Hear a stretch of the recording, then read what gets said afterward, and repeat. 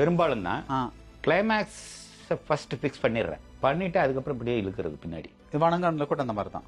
வணங்கானலையும் அதே தான். கிளைமேக்ஸ் இதான் முடிவுன்னு இதுதான் முடிவு. இந்த முடிவுக்கு ஏற்ற மாதிரி ஒரு கதை பண்ணும். அது எனக்கு கொஞ்சம் சேலஞ்சிங்காகவும் இருக்கு, ஈஸியாகவும் இருக்கு. சேலஞ்சிங்காக இல்லை, ஈஸியாக இருக்கு.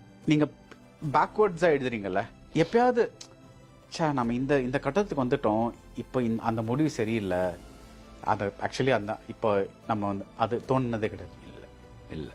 இப்போது எரியும் பனிக்காடு, டேனியல் ரெட்டி, அதில் வந்து எரியும் பனிக்காட்டில் அது இல்லை கிளைமேக்ஸ்.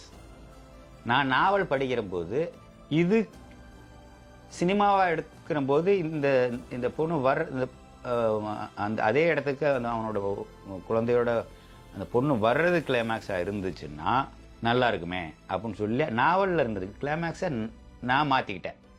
மற்றதெல்லாம் அதே தான். எனக்கு அப்போ அதுதான் எனக்கு பிடிச்சிருக்கு. அந்த கிளைமேக்ஸை வச்சுட்டு தான் பின்னாடி இழுத்தது.